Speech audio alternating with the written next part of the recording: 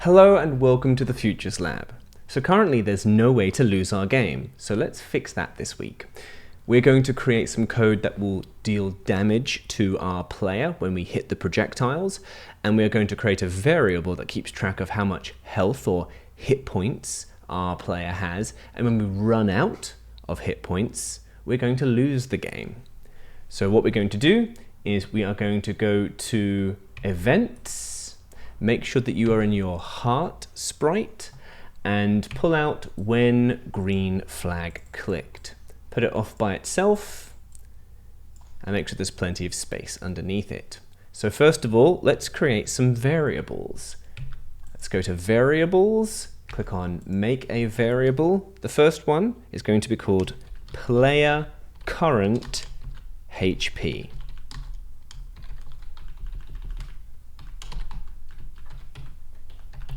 Okay, press OK, and then pull out a set player current HP, and let's at the beginning of the game set it to 100 for now. You can change this later.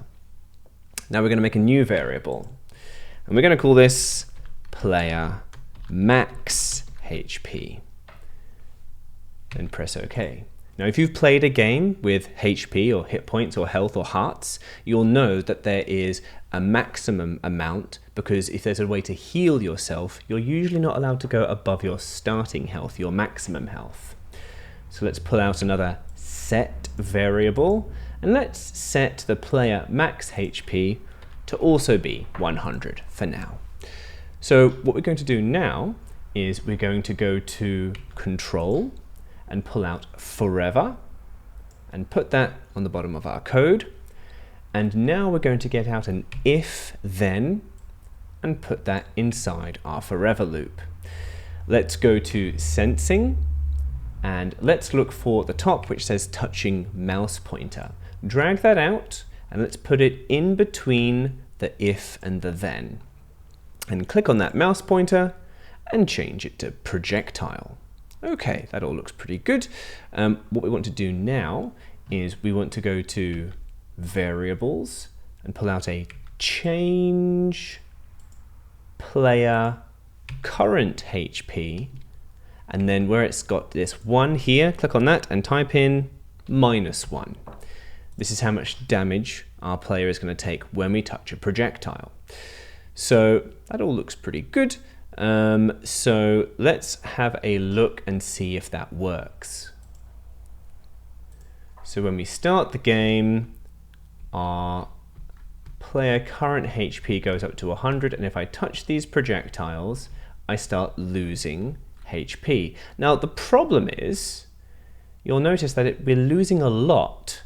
We're losing it really fast, and that's because if we are touching the projectile, it continually takes 1 hit point away for as long as we're touching it for.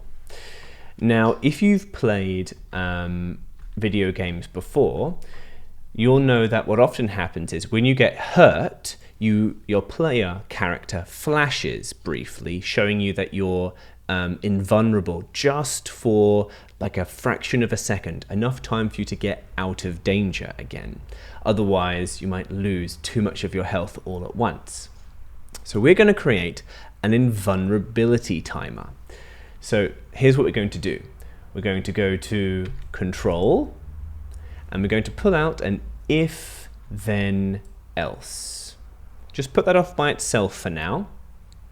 Now, if you get your if touching projectile, get that whole thing out, this whole if, put it underneath our else. And now get the whole if then else and put it back inside the forever. Okay, so what we're going to do now is we're going to create another variable to keep track of if we are invulnerable or not. So we're going to go to Variables, we're going to click on Make a Variable, and we're going to call this Invulnerable. Now press OK, this blue button, and what we're going to do is we're going to go to Operators, and we are going to pull out a more than operator, make sure it's the one with the arrow pointing towards the 50, and we're going to pull out our new invulnerable variable and put it into that first slot of our more than operator.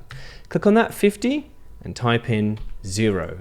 So if the invulnerable variable is more than 0, we cannot take damage. So what we need to do now is we need to get out a set and put it right underneath where we've got if touching projectile. Click on that variable and set invulnerable. And I'm going to set invulnerable to 3. So you can make this a larger number, and then you will have a longer period of time where your character becomes invulnerable or invincible after they take damage. But I think 3 is a good amount. So we're going to set up some code that makes our character flash, and we're going to use a ghost effect for that.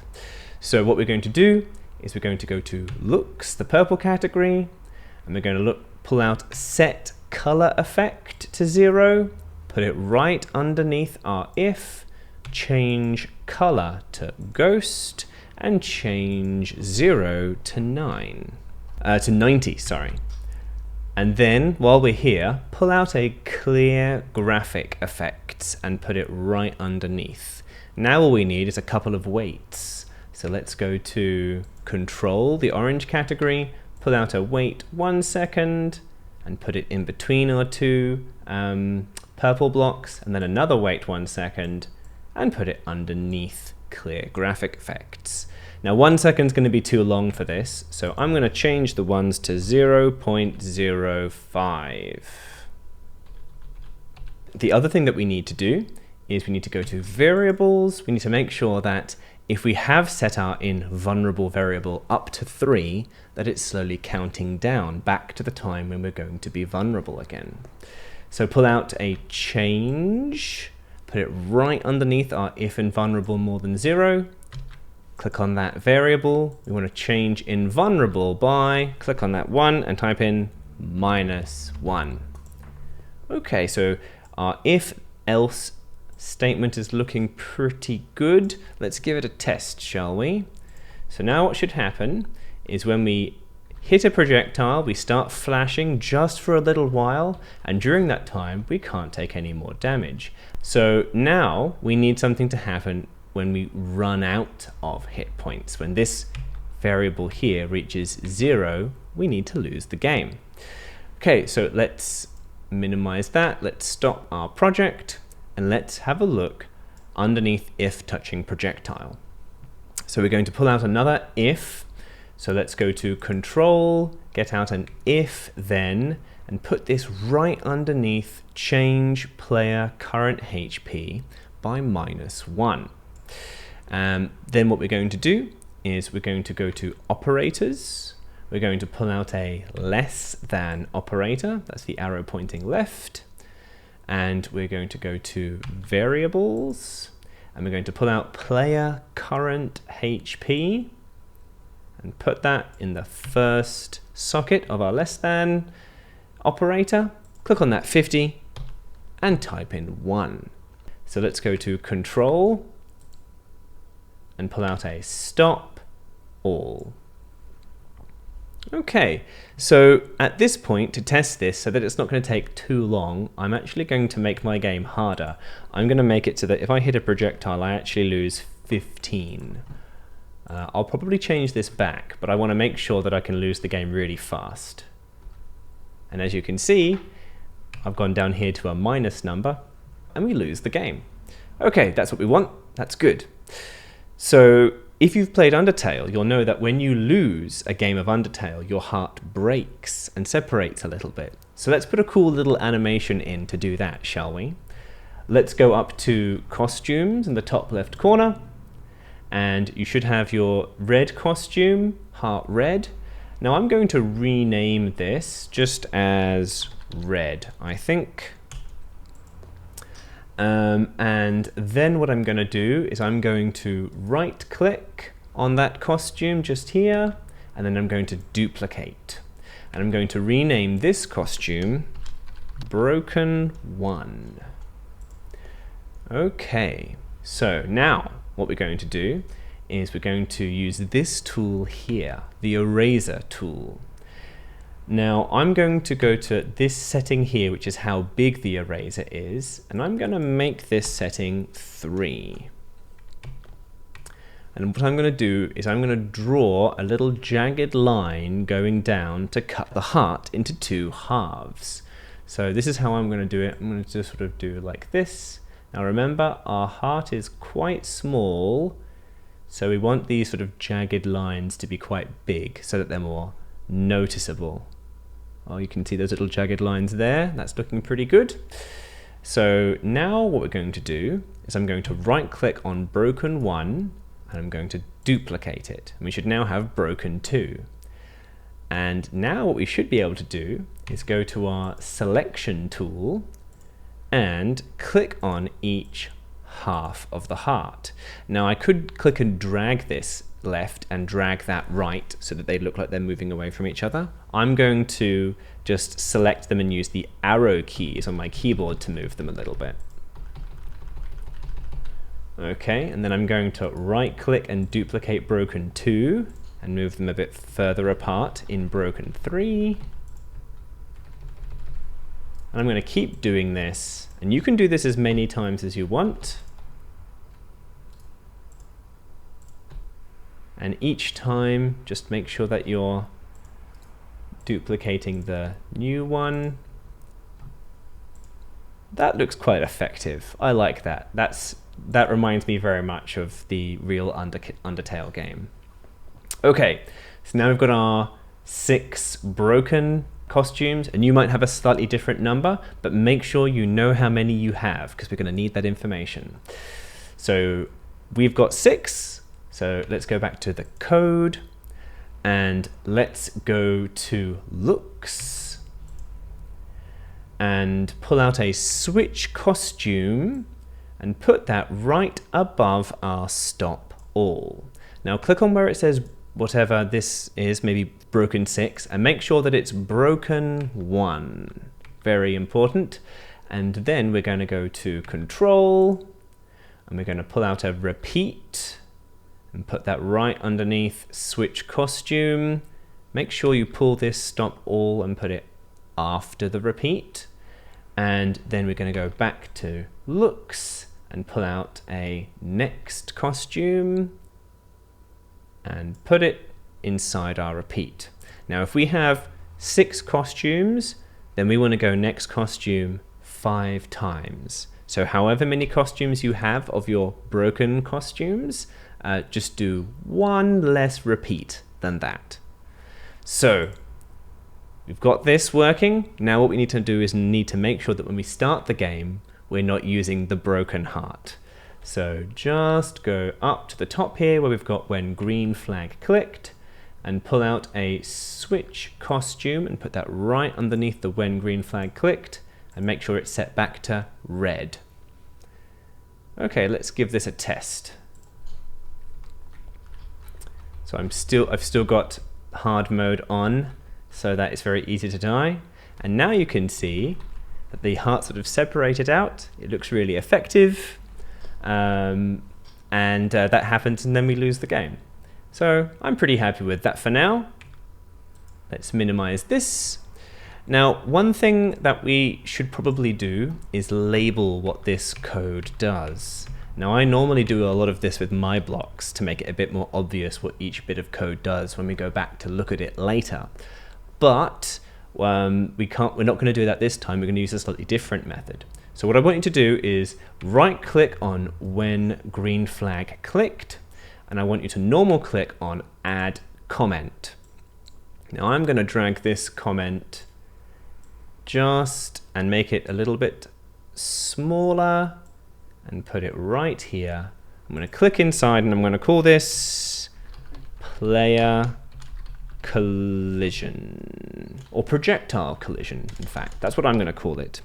So you can call this taking damage or something like that, as long as it's a reminder for what all this code does, which is what happens when our player hits a projectile and takes damage.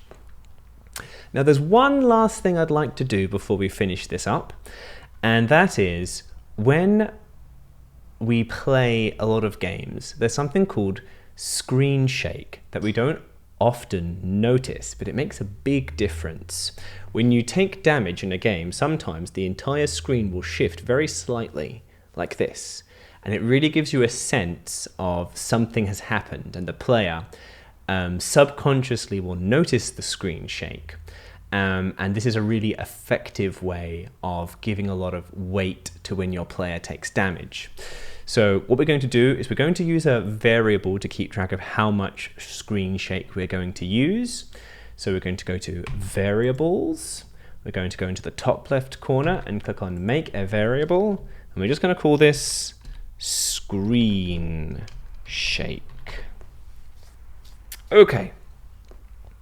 We're going to press OK, and we're going to pull out a set screen shake to 3.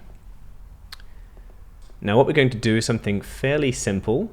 We're going to make a broadcast, and everything that receives the broadcast is going to move 3 pixels to the right, wait just for a tiny, tiny fraction of a second, and then move 3 pixels back to the left. And this variable here is going to be an easy way of changing how much screen shake we have. What we need to do now is we need to go down to where we've got our if touching projectile.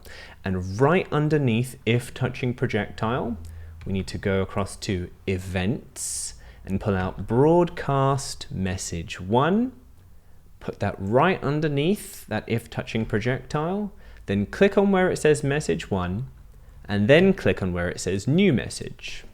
And we're going to call this message screen shake. And then we're going to press OK. So now what we need is we need something in each of our sprites that says when I receive screen shake. So let's put one in the heart. Let's get out a when I receive. Click on the message and make sure it's when I receive screen shake. Put this off by itself. And then what we're going to do is we're going to go to motion. We're going to pull out change X. We're going to put it right underneath change X by. We're going to go to variables and get out our screen shake variable. Then we're going to go to control, pull out a weight. We're going to make it 0.05 seconds again, so it's really fast. We'll just right click on where we've got change X by screen shake, duplicate that, put that on the bottom, get rid of this weight. So now we need to go to operators, pull out a minus operator, and we need to put our screen shake into the second slot of that minus operator, and then put the whole thing back in our change X by.